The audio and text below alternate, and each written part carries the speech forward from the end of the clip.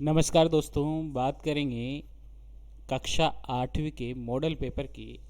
और जैसा कि आप सभी को पता है, कक्षा 8वीं के मॉडल पेपर आपके लिए कितना महत्वपूर्ण है, क्योंकि जिसको भी 8वीं का प्रथम मॉडल पेपर जो डैश वर्क आपने खरीदी है संजीव डैश वर्क, उसका फर्स्ट मॉडल पेपर या फिर किसी भी प्रकार की कोई सी भी मॉडल पेपर की डैश वर्क जिसका फर्स्ट पेपर यही है, क्योंकि ये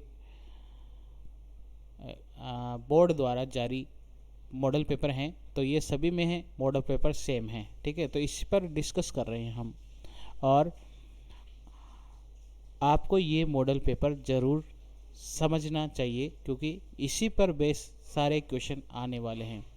ये मॉडल पेपर अगर आपने बढ़िया अच्छे से स्टडी कर ली है, तो आपका जो 8वीं का बोर्ड पेपर है वो लगभग 80% आप सोल्व कर पाएंगे। बिल्कुल 80% आप बिल्कुल पूरा सोल्व कर पाएंगे अगर ये फर्स्ट मॉडल पेपर आपने सोल्व कर लिया है। तो हमने कुछ क्वेश्चनों को तो सोल्व कर लिया है। अब नेक्स्ट हम बात करते हैं क्वेश्चन नंबर 15 से आगे के क्वेश्चनों की। तो सबसे फर्स्ट हम देखते हैं 15वें क्वेश्चन में क्या लिखा है। तो देखिए 15वें क्वेश्चन में लिखा है एक समांतर चतुर्भुज है। जैसा कि हम यहाँ पर एक समांतर चतुर्भुज बना देते हैं। ये समांतर चतुर्भुज लगभग हमने बना दिया है। इस प्रकार से समांतर चतुर्भुज दिया है। ठीक है, इस प्रकार से समांतर चतुर्भुज बना है। यहाँ पर ओ है, यहाँ पर ए बी और यहाँ पर सी लिखा है और यहाँ पर डी लिखा है। ठीक है, क्वेश्चन में आपके देखिए, क्वेश्चन में दे रखा है ए सी बराबर। अब ए सी बराबर क्या आएगा? ठीक है, हमने पढ़ा है, अभी तक हमने समझा है कि समांतर चतुर्भुज का मतलब ये है कि आमने सामने की भुजाएं बराबर होती हैं। ये भुजा इसके सामने की है तो ये बराबर होएगी, और ये वाली भुजा इसके बराबर होएगी। आमने सामने के कोण भी क्या होते हैं? बराबर होते हैं। आमने सामने के कोण भी बराबर होंगे। ठीक है, और जो आमने सामने के कोण है वो भी बराबर होंगे। जैसा कि फर्स्ट क्वेश्चन में, यहाँ पर फर्स्ट क्वेश्चन में क्या दे रखा है? ए डी बराबर। अब ए डी बराबर क्या होगा? देखो यहाँ पर ए डी बराबर क्या लिखा है, तो आपको ए डी, इसके सामने की भुजा क्या है? बी सी है। इसके सामने की ये भुजा है, इसके सामने की, किसके सामने की? इसके सामने की। ए डी के सामने की भुजा क्या है? बी सी है। ठीक है, तो ये हो जाएगा इसका आंसर बी सी। ठीक है, सेकंड में क्या लिखा है? सेकंड में लिखा है एंगल कोण डी सी और बी, डी सी बी।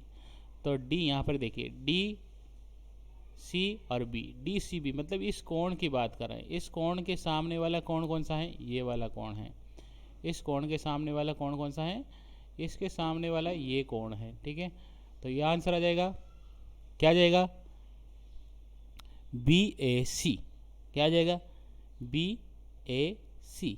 ठीक है, तो एंगल बी ए सी इसका आंसर हो जाएगा। सेकंड थर्ड है, 4 नंबर का क्वेश्चन आएगा, प्रत्येक के बारे में 1 नंबर दिया जाएगा आपको। तो चारों बहुत ही सिंपल हैं और ये क्वेश्चन आएगा ही सही कंफर्म। ओ सी दे रखा है और ओ सी के बराबर क्या होगा? देखिए चित्र में देखिए, ओ, ये ओ और ये सी, इसके बराबर में कौन सी भुजा होगी? तो इसके बराबर में ए ओ हो जाएगी। किसके बराबर में? ये। इसके बराबर में कौन सी भुजा? ये वाली। तो ओ ए यहाँ पर आंसर आ जाएगा। ठीक है, ओ ए आंसर आ जाएगा। नेक्स्ट थर्ड है, फोर्थ है, यहाँ पर दे रखा है एम डी ए बी और प्लस सी डी ए। पहला कोण है ए कोण और दूसरा कोण है बी कोण। ठीक है ना, तो आमने सामने के कोणों के बारे में बोला है। तो दोनों का टोटल कितना हो जाएगा? ये हो जाएगा, 2 कोण एक सामने सामने के होंगे तो इनका टोटल हो जाएगा 180 डिग्री। 180 डिग्री को आंसर हो जाएगा, तो इसका आंसर हो जाएगा 180। ठीक है, तो ये क्वेश्चन था 4 नंबर का। नेक्स्ट हम बात करेंगे नेक्स्ट हम बात करेंगे 16 क्वेश्चन की, और 16 क्वेश्चन में क्या लिखा है, 16वें क्वेश्चन में कैसे आने वाला है। ठीक है, तो 16वां क्वेश्चन है एक वर्गाकार। ठीक है, 16वां क्वेश्चन क्या है, एक वर्गाकार। लिख देते हैं यहाँ पर, एक वर्गाकार क्षेत्र का क्षेत्रफल, ठीक है, 2304 मीटर स्क्वायर है। ठीक है, एक वर्ग है और एक वर्ग का क्षेत्रफल, वर्ग का क्षेत्रफल क्या होता है, वर्ग का क्षेत्रफल होता है भुजा स्क्वायर। ठीक है, भुजा स्क्वायर है। तो आपको इस क्वेश्चन में भुजा स्क्वायर दे रखा है कितना, 2304 मीटर स्क्वायर। तो भुजा निकालने के लिए आपको क्या करना पड़ेगा, इसका स्क्वायर हटाना है, यहाँ से स्क्वायर हटाना है और इसके रूट लगाना है। तो क्या निकालेंगे, इसका रूट निकाल लेंगे। इसका रूट निकल जाएगा कितना, इसका रूट निकल जाएगा 48। ठीक है, 48 मीटर इसका आंसर आ जाएगा। ठीक है, अब 48 कैसे आया तो इसको भी जान लेते हैं, 48 कैसे आया, वर्गमूल कैसे आता है। ठीक है, तो वर्गमूल सिखा देते हैं हम आपको, 1 मिनट में वर्गमूल सिखा देते हैं। ठीक है, वर्गमूल कैसे निकालते हैं ये सिखा देते हैं आपको 1 मिनट में। ठीक है, देखिए वर्गमूल कैसे निकालते हैं। वर्गमूल निकालना सीखते हैं। यहाँ देखिए, ये वर्गमूल निकालेंगे 2304 का। ठीक है, पीछे से दो दो के अपन क्या करेंगे, जोड़े बनाएंगे। ठीक है, तो यहाँ पर आ गए 23। अब आपको ये पता होना चाहिए एक का स्क्वायर कितना होता है, एक, दो का स्क्वायर कितना होता है 4, तीन का स्क्वायर कितना होता है 9, चार का कितना होता है 16, पाँच का कितना होता है 25, छः का कितना होता है, छः का स्क्वायर होता है 36, सात का स्क्वायर होता है 49, और आठ का कितना होता है, आठ का होता है 64, नौ का कितना होता है, नौ का स्क्वायर होता है 81। ठीक है, और 10 का तो पता है इसे ही आपको, 10 का स्क्वायर होता है 100। तो हमें बताइए कि 23 से छोटी संख्या कौन सी है। यहाँ पर है 23 से छोटी संख्या 16, तो 16 में कितना, 4 की टेबल में आएगा। ठीक है, दोनों तरफ 4 लिखेंगे, यहाँ पर और यहाँ पर 4 लिखेंगे, तो 4 चौक 16। ठीक है, 23 में से 16 गए तो कितने बचे, 23 में से 16 गए तो 7 बचे, और ये पूरा एक जोड़ा है, इसको यहाँ पर उतार दिया। ठीक है, यहाँ पर अब 4 4 4 8 हो गए हैं। 8 की टेबल 72 में 70 में कितनी बार जाता है, 8 बार, 8 आठे 64। अब 88 हो गए, 88 को 8 से गुणा करेंगे तो कितना आ जाएगा, बिल्कुल 704 आ जाएगा, और नीचे कुछ भी नहीं बचेगा, मतलब इसका वर्गमूल कितना हो गया, वर्गमूल हो गया है 48। इस प्रकार से वर्गमूल ज्ञात किया जाता है। ठीक है, इस प्रकार से वर्गमूल ज्ञात किया जाता है। नेक्स्ट हम बात करेंगे नेक्स्ट क्वेश्चन के बारे में।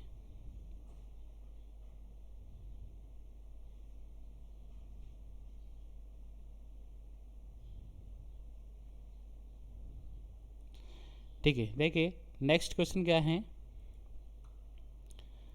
घातांक। यहाँ पर क्वेश्चन लिख देते हैं, बिल्कुल ब्रैकेट में लिखा है 3 की पावर 0 और प्लस 4 की पावर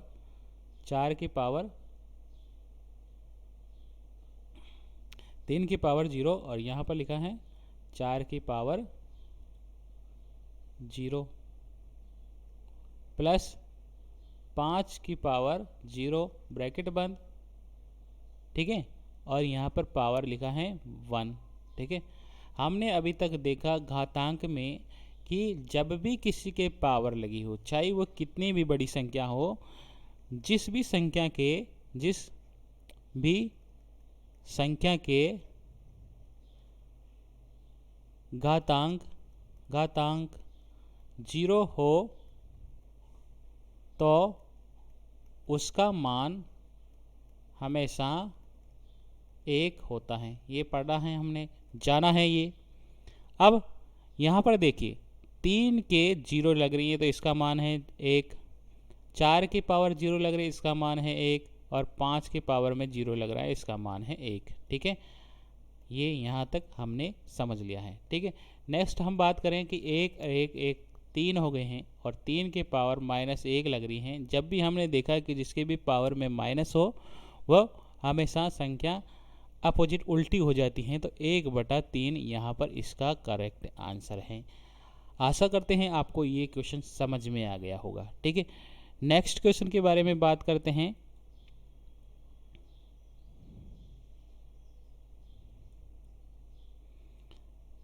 नेक्स्ट क्वेश्चन के बारे में बात करते हैं। क्वेश्चन सेकंड है, इसमें देखिए यहाँ पर लिख देते हैं 2/3 और पावर कितना लग रहा है, पावर लग रहा है 5, भाग चिन्ह लग रहा है बीच में, और 2/3 पावर लग रहा है 3। ठीक है, जब भी हमने क्वेश्चन को, अब क्वेश्चन समझा है हमने, जब a की पावर m और a की पावर n ये हो तो क्या करते हैं, a की पावर m-n होता है। ये हमने देखा है, ये इसका रूल है, बेसिक रूल है। जब आधार समान हो, दोनों की आधार समान है 2/3 2/3, और बीच में भाग हो, भाग का चिन्ह हो, तो घातें क्या हो जाती है, घट जाती हैं। ठीक है, तो माइनस हो जाएगा 2/3 और 5 -3, घात में 5 -3, तो 2/3 यहाँ पर घात कितनी रह जाएगी, 2 रह जाएगी, 5 में से 3 जाएगा 2। अब 5 में से 3 जाएगा तो 2 घात रह जाएगी इसमें। ठीक है ना, तो 2/3 को कितनी बार लिखेंगे, 2 बार, और 2 2 4, तो 4 लिख देंगे, और 3 3 9। ठीक है, तो 4/9 इसके आंसर आ जाएंगे। आशा करते हैं ये भी क्वेश्चन आपको समझ में आ गया होगा। ठीक है, नेक्स्ट क्वेश्चन की बात करें हैं।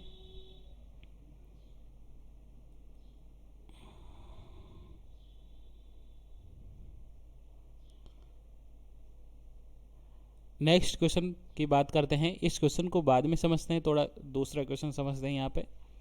ठीक है, क्वेश्चन नंबर 19वां समझते हैं। क्वेश्चन 19वां क्वेश्चन समझते हैं, और 19वां क्वेश्चन क्या है, 19वां क्वेश्चन है, राम ने 10,000 रुपये 2 वर्ष के लिए 10% दर से चक्रवर्ती ब्याज की शर्त पर उधार लिए।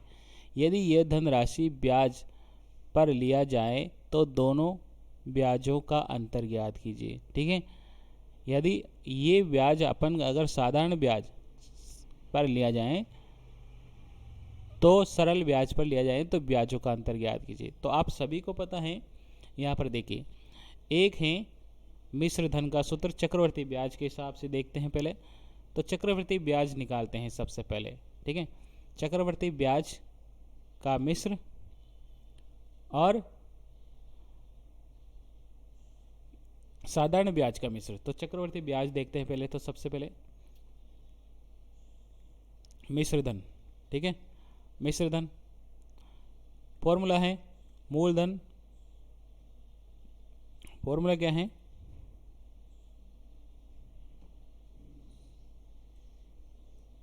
यहां पर देखिए, हम देख लेते हैं।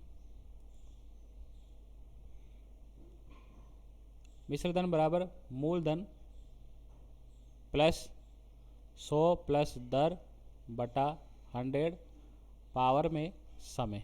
ठीक है, ये है। यहाँ पर मूलधन कितना है, 10,000।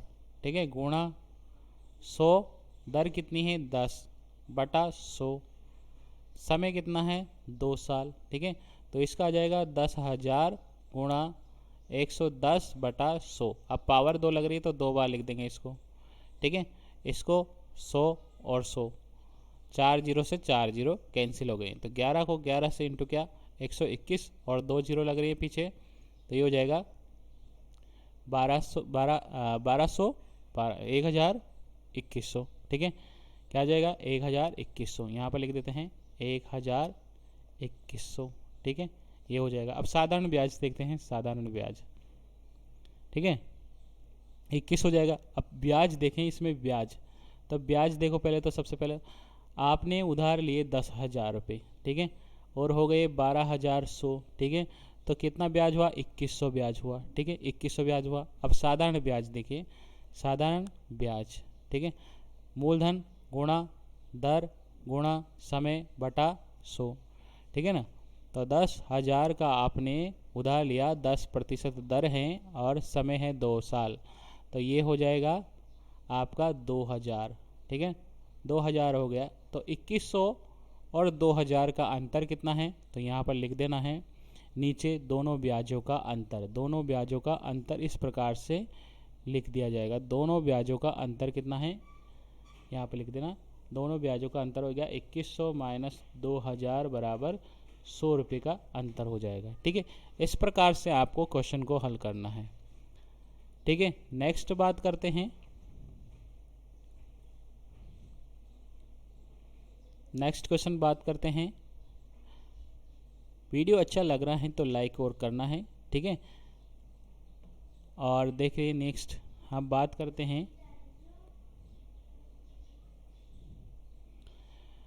यहाँ पर देखिए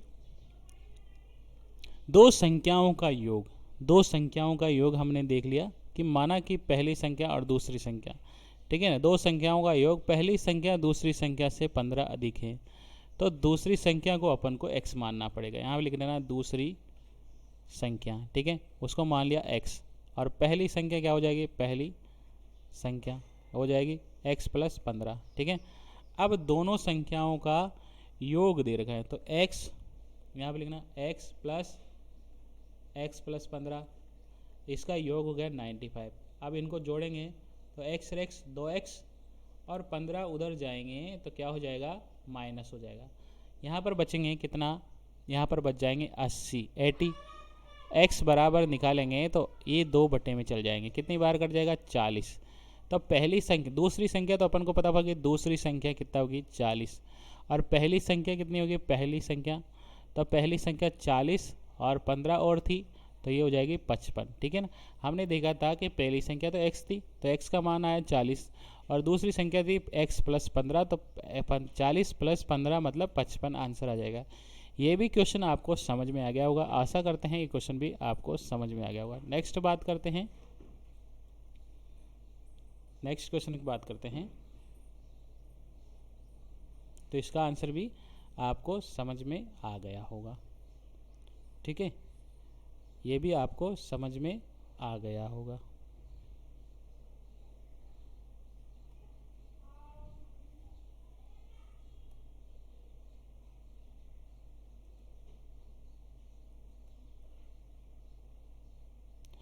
नेक्स्ट बात करते हैं, यहाँ पे देखिए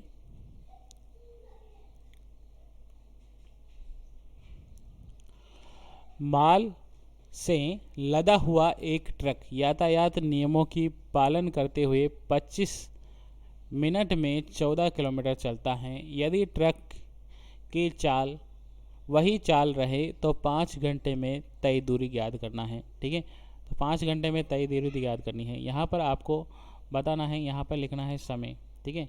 यहाँ पर क्या लिखना है, समय, टाइम, ये समय लिख दिया, और यहाँ पर लिख देना है डिस्टेंस, दूरी। 25 मिनट में आप तय करते हैं 14 किलोमीटर, ठीक है। और आपको 5 मिनट में, ठीक है, 5 मिनट मतलब हो गया 1 मिनट में कितना होता है, 1 मिनट में होता है 60, तो 5 मिनट में कितना हो जाएगा, 300 मिनट में, 300 मिनट में तय दूरी ज्ञात करनी, x मानना है, ठीक है। अब ऐसे सीधे सीधे अनुपात समानुपात आपने पढ़ा है, तो 25 अनुपात 300, 25 अनुपात कितना है, 300,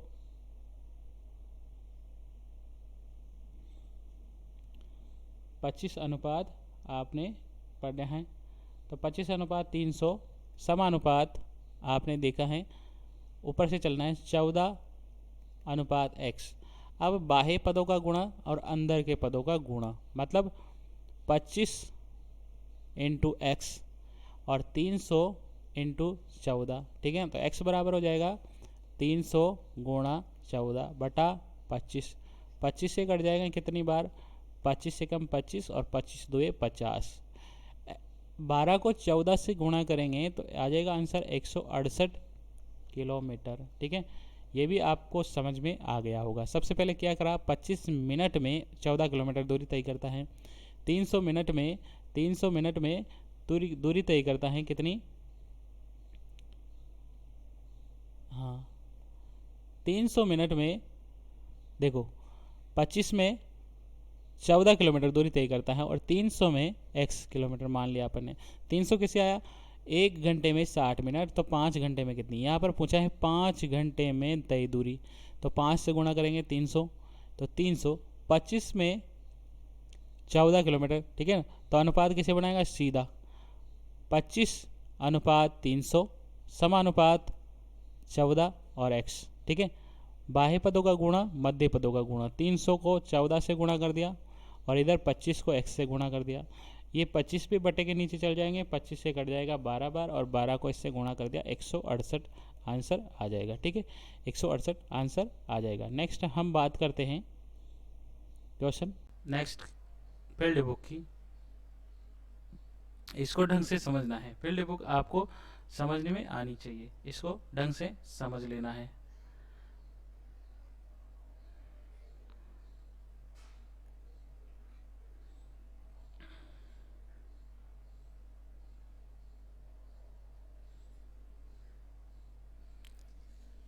देखिए सबसे पहले क्या करना है,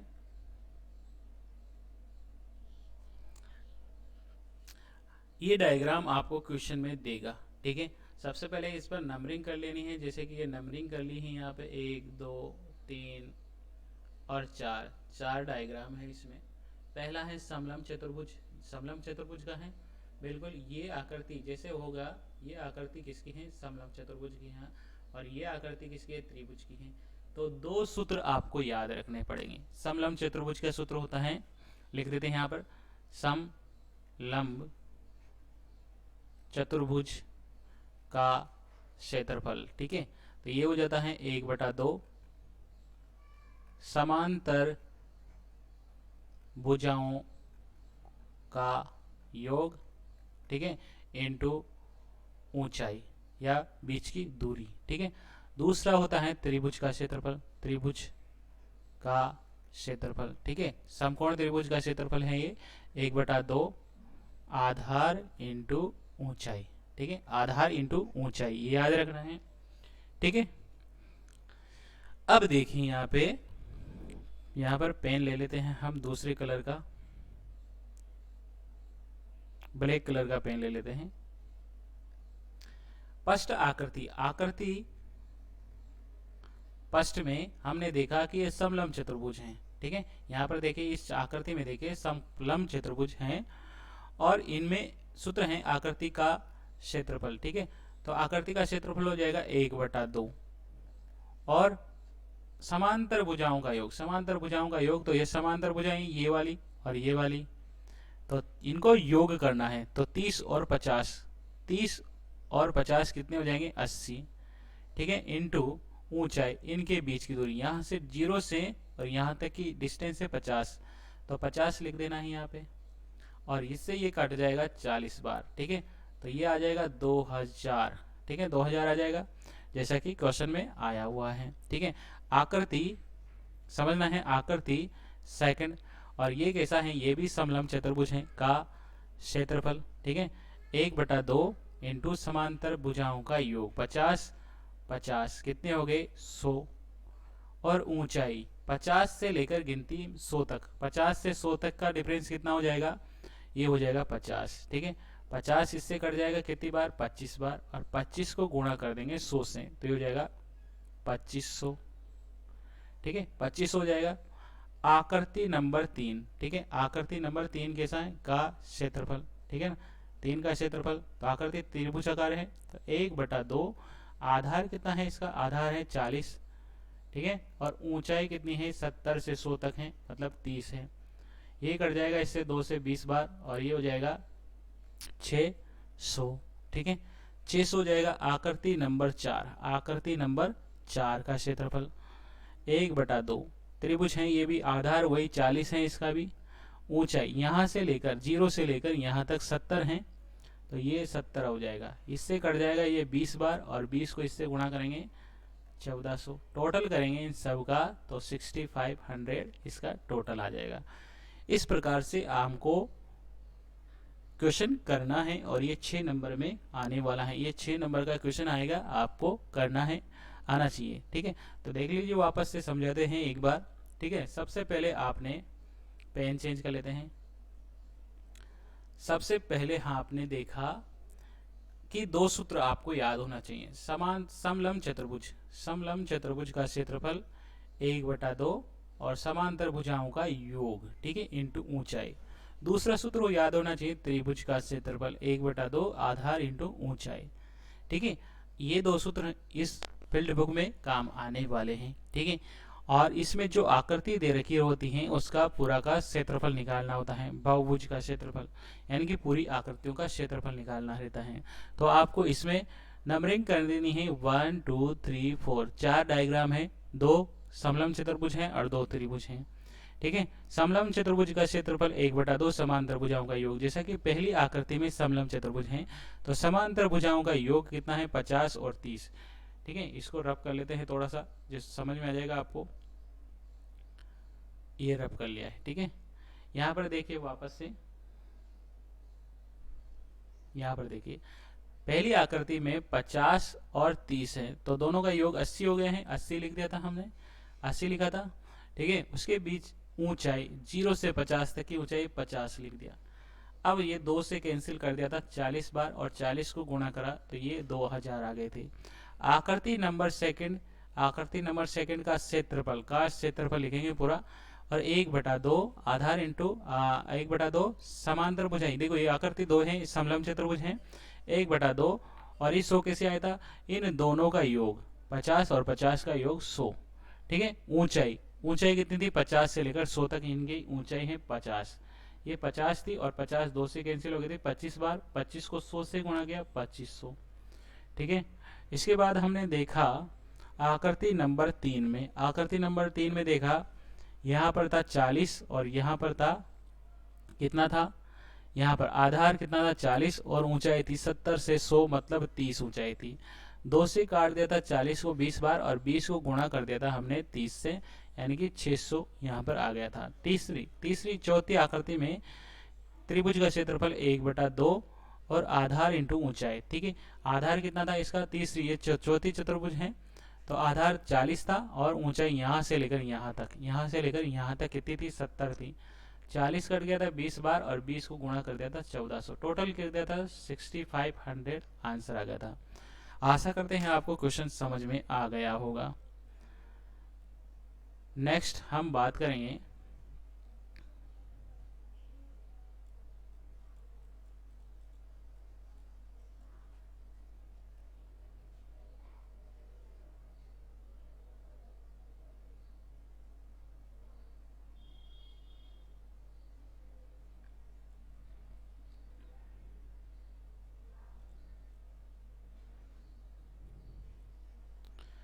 ये क्वेश्चन आपको अथवा में आया हुआ था। ठीक है, नेक्स्ट हम बात करते हैं, 2 क्वेश्चन दिए हुए हैं आपको यहाँ पर।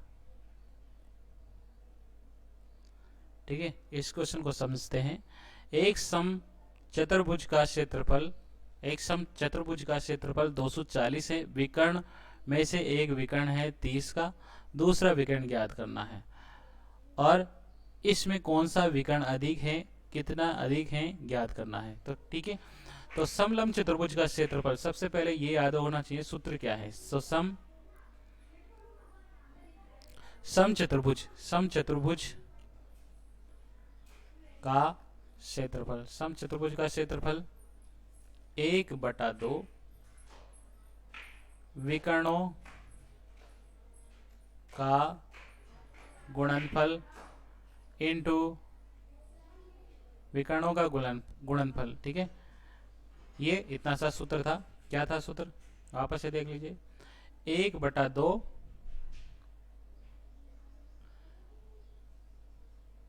ये सूत्र था, 1/2 विकर्णों का गुणनफल।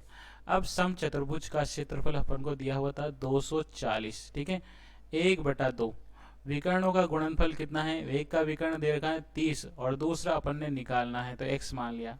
ठीक है, अब अपन को x निकालना है ना, तो ये x को आगे लिख दिया, 240 यहाँ पर लिख दिया, और ये संख्या उल्टी हो जाएगी, 2/1 और 30 भी 1/30।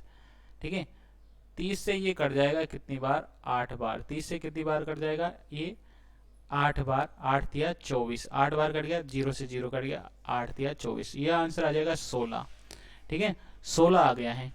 अब बताइए कि कौन सा विकर्ण ज्यादा है और कितना है। तो लंबाई, एक विकर्ण पहले से दे रखा था तो 30 था और दूसरा निकला है 16।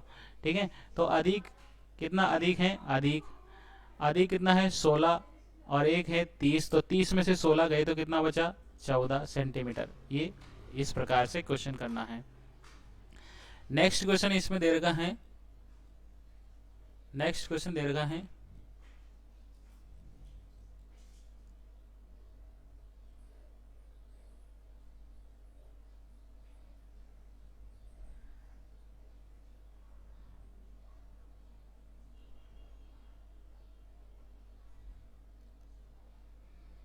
ठीक है, नेक्स्ट क्वेश्चन समझते हैं। क्वेश्चन दे रखा है, एक ऐसे बेलन की ऊंचाई ज्ञात कीजिए जिसका आयतन 1.54 है, 1.54 मीटर है। ठीक है, 1 मीटर, 1 मीटर, 1 मीटर में कितना होता है, 100 सेंटीमीटर। 1 मीटर में कितना होता है, 100 सेंटीमीटर। ठीक है, अब यहाँ पर है 100 सेंटीमीटर, 1.5 और घन मीटर दे रखा है। ठीक है, क्या दे रखा है, घन मीटर। देखिए ध्यान से देखना है, मीटर क्यूब, तो ये हो जाएगा 100 इंटू 100 इंटू 100। ठीक है, ये मीटर में चेंज हो जाएगा, ये आ जाएगा कितना, ये पॉइंट हटाए यहाँ से, ये भी 100। ठीक है, ये 100 से 100 कट गया, मतलब आ जाएगा 54, 154 के 4 जीरो लगा देना है, मतलब 15,40,000 यहाँ पर आ जाएगा। ठीक है, अब ये 15,40,000 क्या है, ये 15,40,000 है आपका आयतन। किसका आयतन है, बेलन का आयतन। बेलन का आयतन कितना है, 15,40,000। यहाँ पर लिख देना है बेलन का आयतन। ठीक है, 15,40,000 बेलन का आयतन। ठीक है, अब अपन को निकालना है क्या, बेलन की त्रिज्या। ठीक है, बेलन का आयतन का फॉर्मूला आपको सभी को पता है।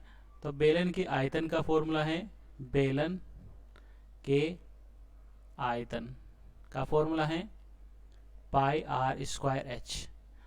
15,40,000 आपको क्वेश्चन में दे रखा है। पाई का मान जानते हो 22/7 होता है।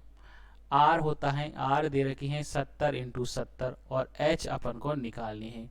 ठीक है ना, 7 से ये कट जाएगा कितनी बार, 10 बार, और 10, ठीक है 10। अब ये एच निकालनी है, तो ये 15,40,000 जो है, ये संख्या उल्टी हो जाएगी, ये हो जाएगा बटे में आ जाएगा 22, और ये 10 भी बटे में आ जाएगा, और ये 70 भी बटे में आ जाएगा। घाट काटिए, 0 से 0 काट दिया, 0 से 0 कैंसिल कर दिया है।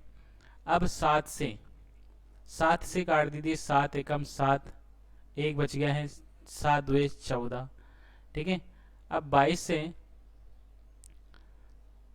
7 से काटा, 7 एकम 7, 7 2 14। ठीक है, अब आपको 22 से कैंसिल करना है, 22 से कैंसिल करना है, तो 22 से कैंसिल कर दीजिए, 7 2 14, ये आ जाएगा 2200। तो 2200 से कैंसिल करेंगे, यहाँ पर आ जाएगा 100, आंसर 100 आ जाएगा। ठीक है ना, 100 सेंटीमीटर। वापस से देख लीजिए इस सवाल में क्या हुआ। इस सवाल में हुआ है, सबसे फर्स्ट में अपन को नॉलेज होनी चाहिए कि 1 मीटर बराबर 100 सेंटीमीटर होता है। तो 1.54, इसका अगर अपन सेंटीमीटर में कन्वर्ट करें इसको, घन मीटर को, तो 100 इंटू 100 इंटू 100। ठीक है, पॉइंट हटाएंगे, 100 लगेगा नीचे और 100 से 100 कट जाएगा, मतलब 15,40,000 इसका जो दे रखा है वैल्यू, वो सेंटीमीटर में है। अब इस सेंटीमीटर में आयतन है ये, तो बेलन का आयतन दे दिया 15,40,000। बेलन के आयतन का फॉर्मूला है pi r square h. Pi r square h होता है, बेलन का आयतन दे रखा है पाई आर स्क्वायर एच, 22/7, 70 70 70 क्या दे रखा है, ये इसकी त्रिज्या दे रखी है। ठीक है, 70 त्रिज्या दे रखी है। व्यास दे रखा था, व्यास और व्यास क्या होता है, त्रिज्या का डबल होता है, ठीक है ना। तो त्रिज्या का डबल होता है तो 70, व्यास 140 में 2 का भाग दे दिया, 70 सेंटीमीटर यहाँ पर त्रिज्या आ जाएगी। तो 70 इंटू 70 कर दिया h, ठीक है। अब इसको क्या करा अपने h निकालने के लिए, ये पूरी वैल्यू इधर अपॉन में आ जाएगी, ठीक है, और काट दिया 100 आ जाएगा, ठीक है। ये क्वेश्चन था। नेक्स्ट,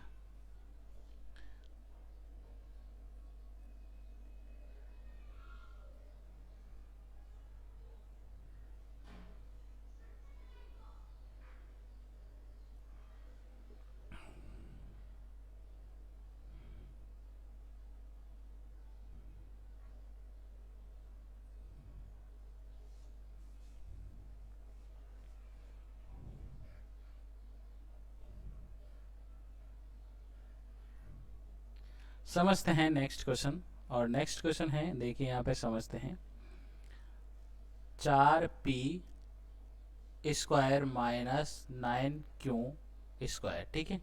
अब इसका गुणनखंड करना है, ठीक है। गुणनखंड कैसे करेंगे, जैसा कि अपन सभी को पता है 2p स्क्वायर होता है और इसका होता है 3q स्क्वायर, ठीक है।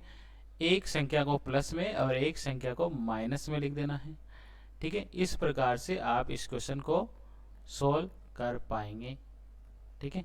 ये आंसर हो गया है। क्या करा, 4 का गुणन होता है 2 का स्क्वायर, तो यहाँ पी स्क्वायर लिख रहे हैं तो 2p स्क्वायर लिख सकते हैं इसको, बिल्कुल। 9q लिख रहे हैं तो 3q लिख सकते हैं, 3 की पावर 3q की पावर 2। अब एक बार ये माइनस का फॉर्मूला है, a square minus b square बराबर होता है a प्लस बी और a माइनस बी, ठीक है। तो एक बार प्लस में एक बार माइनस में लिख दिया है, ठीक है। इस प्रकार आप क्वेश्चन को सोल्व कर पाएंगे, ठीक है। नेक्स्ट क्वेश्चन हम सोल्व कर लेते हैं।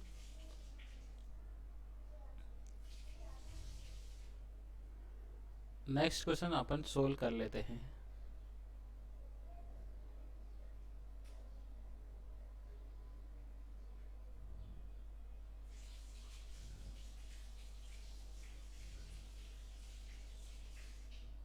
समझिए, नेक्स्ट क्वेश्चन है x square plus 8x plus x y plus 8y, ठीक है। अब कुछ भी नहीं करना है, इनमें कॉमन ले लीजिए, कॉमन ले लीजिए। क्या कॉमन आता है, इन दोनों में कॉमन आता है x, x दोनों में है यहाँ पर। अब खोल के देख लीजिए, बिल्कुल अपन इसको खोल के पूरा समझ लेते हैं। ऐसे आप बिल्कुल जैसा समझे वैसा समझ लेते हैं, ठीक है।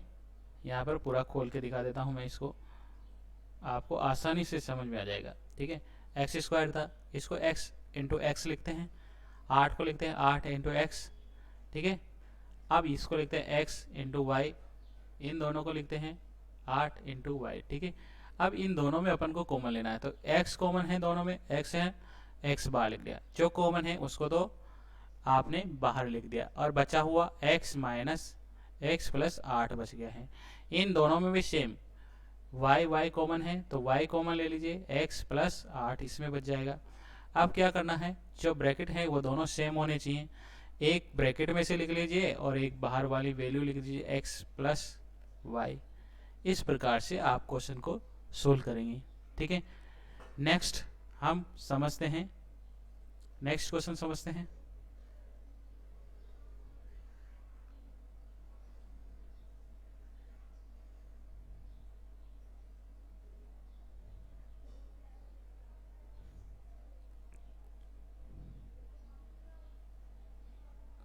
क्वेश्चन है x square plus 6x plus 8, ये क्या है, द्विघात समीकरण है, द्विघात समीकरण है, ठीक है। द्विघात समीकरण है और इसमें क्या करते हैं, x का गुणांक और 8 को गुणा कर लिया। x का गुणांक 1 है, 8 है, इन दोनों का अपन को ऐसा फैक्टर करना है, यानी कि 8 हो गया है, 8 का ऐसा फैक्टर करना है कि जोड़ने या घटाने पर 6 आता है और गुणा करने पर 8 आता है, ठीक है। तो इसकी संख्या अपन को निकालनी है, तो 4 2 8 होता है, 4 2 8 होता है, और दोनों को अगर जोड़ लिया जाए तो 6 होता है, ठीक है। तो अपन इसको ऐसे कैसे यहाँ पर उठा के प्लस की वैल्यू, प्लस की है बीच की, तो प्लस के लिख देना है। एक्स स्क्वायर पूरा जैसा कैसा है 4x प्लस 2x यहाँ पर लिख देना है, 8 यहाँ पर। अब यही कॉमन लेना है, x कॉमन लिया, x प्लस 4 आ जाएगा। इसमें 2 कॉमन लिया, प्लस भी लगाना है, 2 कॉमन लिया तो x प्लस 4 आ जाएगा। 2 की टेबल में 8 4 बार, x प्लस 4 बाहर का और x प्लस 2 बाहर वाली वैल्यू का। ठीक है, इस प्रकार से ये चारों क्वेश्चन आपको सोल्व करने हैं। एक क्वेश्चन और है इसमें, चौथा नंबर का, a की पावर 4 और b की पावर 4। अपन जानते हैं a स्क्वायर और a स्क्वायर, b स्क्वायर और b, ये ऐसे लिख सकते हैं। पावर को अपन ने क्या कर दिया, डिवाइड कर दिया, तोड़ दिया। ठीक है, तो a की पावर 2 और b की पावर 2 स्क्वायर में लगा दिया। अपन जानते हैं a square plus b square. ठीक है, तो यहाँ पर a स्क्वायर है, b भी स्क्वायर है, और दूसरा है a square minus b square. वापस से इसको तोड़ा जा सकता है, तो क्या हो जाएगा, a square plus b square तो सेम आ जाएगा, और इसको देखेंगे a प्लस b और a माइनस b। ठीक है, इस प्रकार से आपको ये क्वेश्चन भी सोल्व करना है। वापस से समझ लीजिए क्या करा है इसमें, पहले अपन ने घातों को तोड़ दिया, 2 की पावर 4, 2 की पावर 4, a की पावर 4 था तो a की पावर स्क्वायर कर दिया और उसका भी होल स्क्वायर कर दिया। b में भी b की स्क्वायर और उसका भी होल स्क्वायर कर दिया। ठीक है, एक बार प्लस में लिखना है, एक बार माइनस में लिखना है। जैसा कि अपन को फॉर्मूला पता है, फॉर्मूला क्या था, फॉर्मूला था अपने पास में कि a प्लस बी और a माइनस बी, यानी कि a square plus b square, ये वाला फॉर्मूला था। तो अपने यहाँ पर उसको अप्लाई कर दिया। ठीक है, एक बार प्लस एक बार माइनस, तो प्लस वाली संख्या प्लस वाली रहेगी, और ये वाली वापस से तोड़ी जा सकती है, a प्लस बी और a माइनस बी। ठीक है, इस प्रकार से अपन ने क्वेश्चन को सोल्व करा है।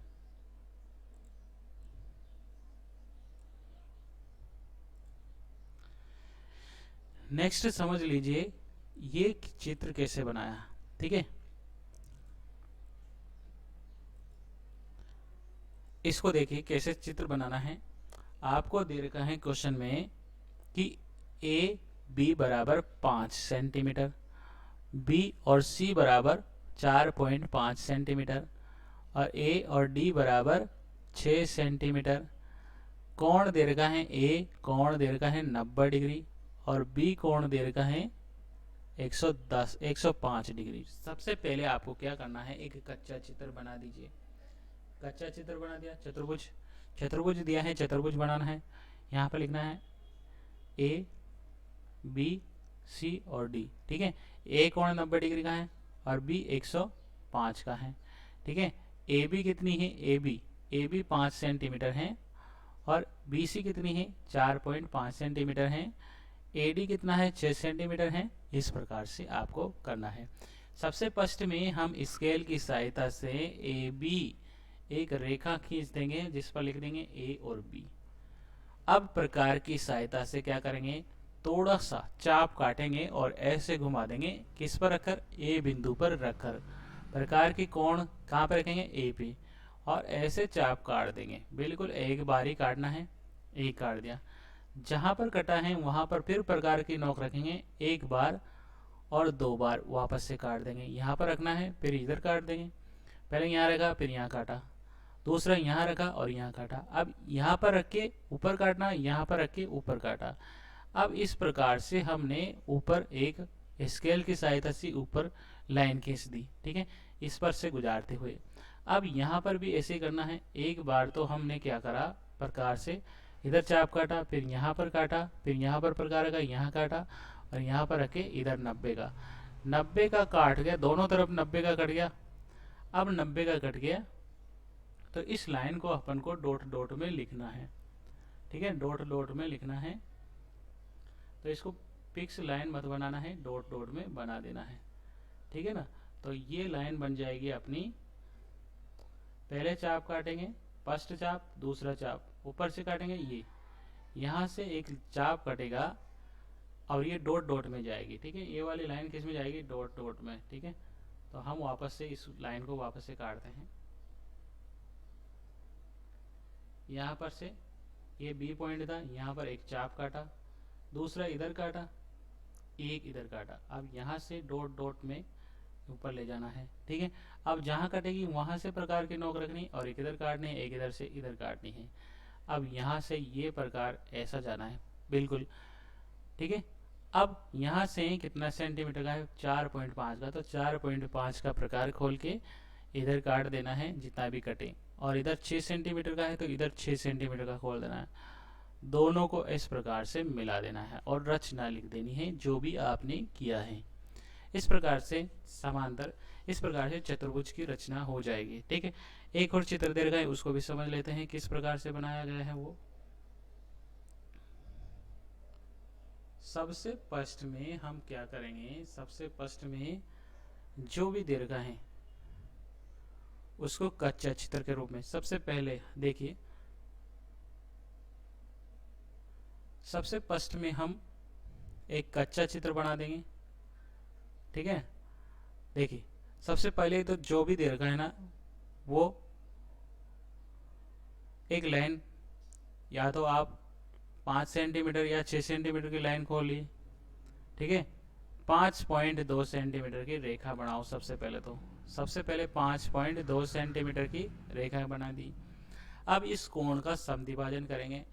यहाँ पर प्रकार के रोक रखेंगे, आधे से ज़्यादा प्रकार खोलेंगे, लगभग इतना ज़्यादा, यहाँ से लेकर इतना खोल लीजिए और इधर काट दीजिए, और नीचे से भी नीचे भी काट दीजिए। ठीक है, इधर भी प्रकार की नोक रखनी है और इधर से इधर काट दीजिए। ठीक है, दोनों जहाँ भी कटेंगे ना, दोनों उसको ऐसा डॉट डॉट करके मिला देना है। जहाँ पर रखा वहाँ से अपन ने, अब 6.4 है तो इसका आधा कितना होगा, 3.2। 3.2 यहाँ से रखना है और 3.2 का चाप काटना है इधर, इधर भी। ठीक है, जहाँ से दोनों कटेंगे ऐसे प्रकार से स्केल से मिला देना है। ठीक है, इस प्रकार से मिला देना है। इस प्रकार से आपका चित्र बन जाएगा। और ये सभी काम आपको नाप के करना है। ठीक है, बिल्कुल नाप के करना है। यहाँ पर अपने पास स्केल नहीं था इसलिए हमने केवल एस्टिमेट आपको बताया है किस प्रकार से बनाना है। नेक्स्ट हम ग्राफ को समझ लेते हैं। ग्राफ में किस प्रकार से क्वेश्चन करना है। आपको एक टेबल दे रखी होगी और इस टेबल के आधार पर एक ग्राफ बनाना है। ठीक है, और उसी के आधार पर आपको क्वेश्चन का आंसर देना है। ठीक है, आप ग्राफ बनाना सीख लीजिए बस।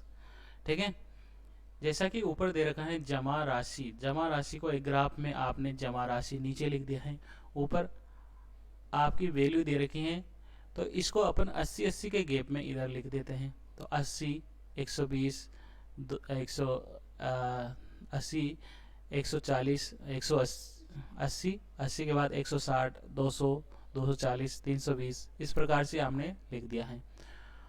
और 1000 पे कितना है, 80 है। 2000 पे कितना है, तो इस प्रकार से हमने ये डायग्राम बनाया हुआ है। ठीक है, इस प्रकार से हमने डायग्राम बनाया हुआ है, यहाँ से एक लाइन खींची है। ठीक है, इस प्रकार से ये चित्र बना है। नहीं समझ में आया तो बिल्कुल बाद में समझा देंगे हम, क्योंकि वीडियो ज़्यादा लंबा हो जाएगा, इस वजह से हमने यहाँ पर इसको ज़्यादा डीपली नहीं समझाया है। ठीक है, वीडियो अच्छा लगा है तो लाइक और शेयर करना है। चैनल अभी तक सब्सक्राइब नहीं किया है तो सब्सक्राइब करके बेल आइकन प्रेस करना है ताकि आने वाले वीडियो की नोटिफिकेशन आपको मिल जाए। धन्यवाद।